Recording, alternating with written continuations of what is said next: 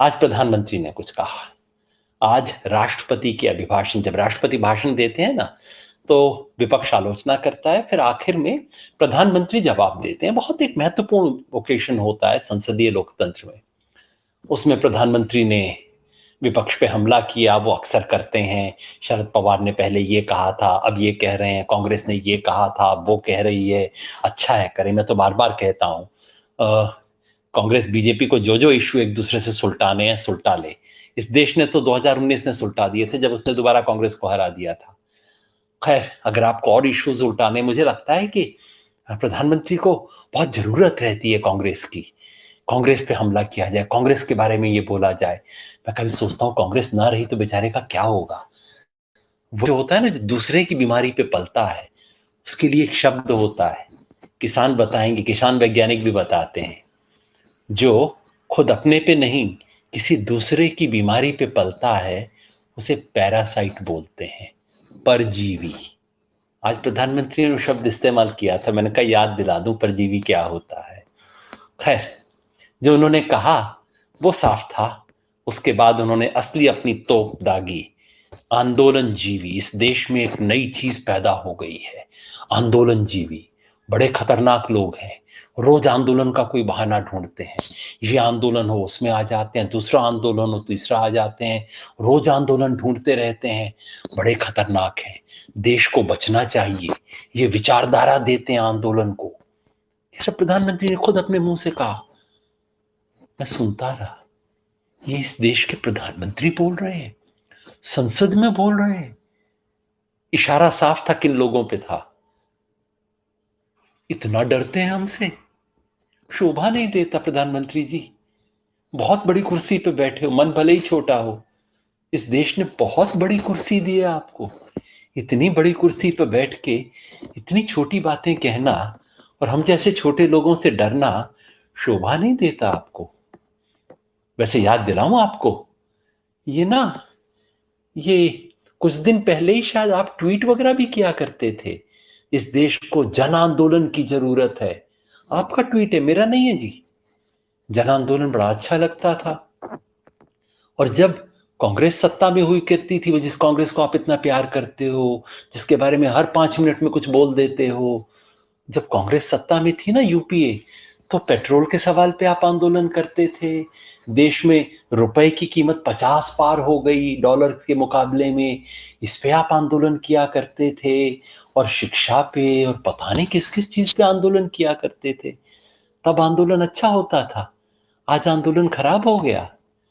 चलो अभी की बातें तो छोड़ दीजिए, चलो आप कहोगे ये तो विपक्ष में खेल किया करते थे। थोड़ा और याद दिलाऊं मोदी जी आपको, एक जयप्रकाश आंदोलन हुआ करता था। आप अपने अपने जीवनी में बड़ा गर्व से उसका जिक्र किया करते हो कि आप उससे जुड़े रहते थे। बड़े लोग थे वो तो। एक नवनिर्माण आंदोलन भी होता था मोदी जी, याद है आपके गुजरात में, मेरे गुजरात में। वो नवनिर्माण आंदोलन, जिससे आप अपने राजनीतिक जीवन की शुरुआत बताते हो। सच्ची है झूठी है मैं नहीं जानता, आप खुद ही बोलते हो।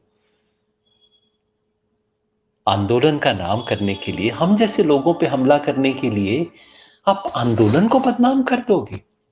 लाखों किसान इस देश में आज जो बैठे हैं, उन किसानों को बेइज्जत करोगे, उन पे तोहमत लगाओगे, उनको अपमानित करोगे, सिर्फ इसलिए कि हम जैसे कुछ लोग आपसे बर्दाश्त नहीं होते हैं। अच्छा, हमें भूल जाइए, आज के इन आंदोलनकारियों को भूल जाइए। जरा ये तो याद कर लीजिए, अब आपको मैं नेहरू का नाम नहीं लूंगा, वैसे भी नेहरू ने कोई बहुत बड़े आंदोलन नहीं किए, लेकिन पटेल का नाम तो आपको याद रहेगा ना। ये बारदोली आंदोलन किसका था मोदी जी? और सुभाष चंद्र बोस ने कोई आंदोलन किए थे क्या? और एक और बात याद दिला दूं, ये जो देश है ना, चलिए आपको कुछ आपकी चीजें और याद दिला दूं। आप कह रहे थे आंदोलन और ये लोग विचारधारा देते हैं, चलिए मेरी बात तो भूल जाइए।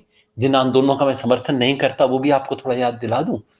और तो बाकियों की छोड़ दीजिए, थोड़ा श्यामा प्रसाद मुखर्जी की इज्जत कर ली होती आपने, थोड़ा दीनदयाल उपाध्याय के बारे में याद कर लिया होता। कम से कम उन लोगों के, हमारे मुंह पे कालिख पोतने के चक्कर में आपने अपनी ही पार्टी के लोगों पे जिन्हें आप अपना वैचारिक गुरु बताते हैं, उन बेचारों पे भी लगा दी वकालिक। इतना डरे घबराए रहते हैं। और एक बात तो याद दिलाना भूल गया, मोदी जी, ये जो देश है ना, ये एक आंदोलन की बुनियाद पे खड़ा है। ये किसी से गिफ्ट बना हुआ देश नहीं है, किसी से आजादी सौगात में लेके देश नहीं बना है। ये देश एक आंदोलन से बना है। उसका नाम था भारतीय राष्ट्रीय आंदोलन, स्वतंत्रता आंदोलन।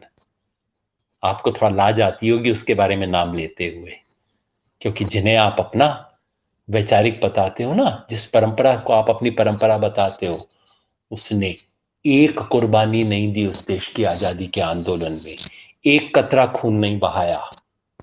इसलिए आज बड़ी सुंदर बात आपने बोली। क्या कहा? एफडीआई से खतरा है देश को, फॉरेन डिस्ट्रक्टिव आइडियोलॉजी। हाँ Modi ji, foreign destructive ideology से। फॉरेन डिस्ट्रक्टिव आइडियोलॉजी वो है जो इस देश के राष्ट्रीय आंदोलन की महान परंपरा को जर्मनी के घटिया राष्ट्रवाद में रिड्यूस कर देती है, जो इस देश के राष्ट्रवाद को इस देश की परंपरा से नहीं देखता, जो इस देश के राष्ट्रवाद को इस देश की मिट्टी में नहीं देखता, जो इस देश के राष्ट्रवाद के लिए जर्मनी की नकल करता है ना, वो सबसे बड़ी फॉरेन डिस्ट्रक्टिव आइडियोलॉजी है। इतना डिस्ट्रक्शन किया है उसने इस देश का। सारे वक्त मोदी जी सिर्फ दुश्मन नजर आते हैं। क्या हुआ है जब से आप प्रधानमंत्री बने हैं? इस देश में दुश्मन ही दुश्मन पैदा हो गए क्या? हर रोज कोई नया दुश्मन देश को मिल जाता है। अब कल से आंदोलनकारी इस देश के दुश्मन हो जाएंगे। कभी दोस्त भी चुना करो। इतना बड़ा आपको इस देश में ओहदा दिया है, इतना बड़ा ओहदा लेके इस देश के लिए नए दोस्त ले आते, उस ट्रंप को छोड़ के, जिसको जब भी आप आते रहे और उसने ऐसी तौहीन की आपकी और हिंदुस्तान की और जाते जाते पूरे दुनिया की। दुश्मन क्यों ढूंढते हैं सर? ये देश आंदोलन पे टिका है। मैं जानता हूं क्या कहेंगे आपके दोस्त, कहेंगे वहां आंदोलनकारी थे। हम तो आंदोलन जीवियों की बात कर रहे हैं। हाँ, आंदोलन जीवी। मैं जानता हूं आंदोलन जीवी क्या होते हैं। एक होते हैं आंदोलन भोगी, एक होते हैं आंदोलन रोगी, एक होते हैं आंदोलन जीवी। मोदी जी, गर्व से कहता हूं आंदोलन जीवी हूं। आंदोलन भोगी तो आप जानते होंगे ना, जो एक बार आंदोलन करते हैं, जिंदगी भर बैठ के उसकी मलाई चाटते हैं। एक राम जन्मभूमि आंदोलन हुआ करता था, याद है ना? आपकी फोटो अडवाणी जी के साथ आया करती थी। आजकल अडवाणी जी दिखाई नहीं देते मोदी जी, पता नहीं कहां चले गए।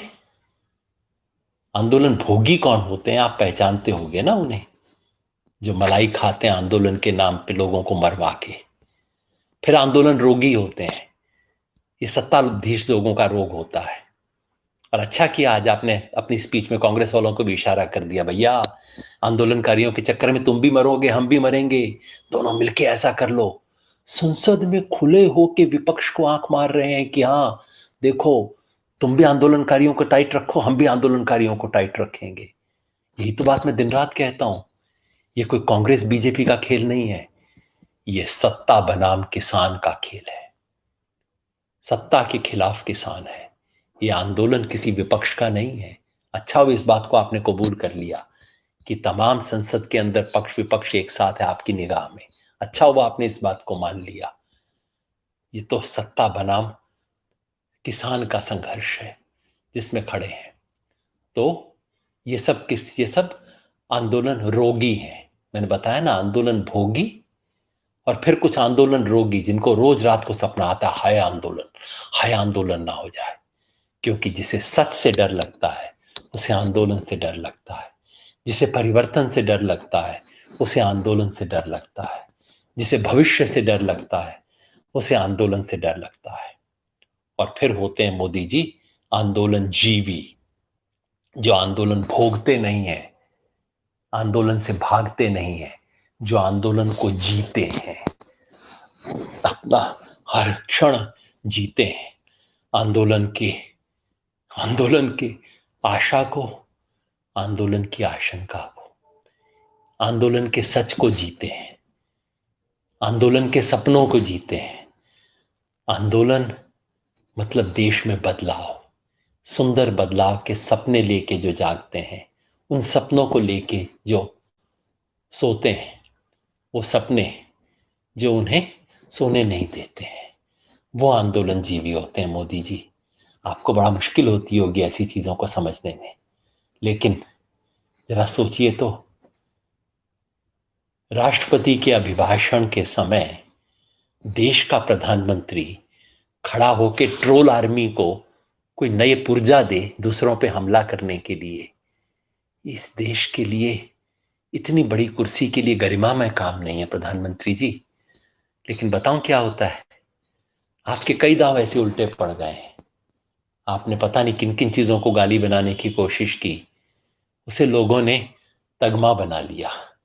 हो सकता है कल सुबह तक आंदोलन जीवी भी एक तमगा बन जाए, एक मेडल बन जाए, जो लोग एक बेहतर सुंदर हिंदुस्तान का सपना देखते हैं, वो लोग अपने आप को आंदोलन जीवी कहना शुरू कर दें।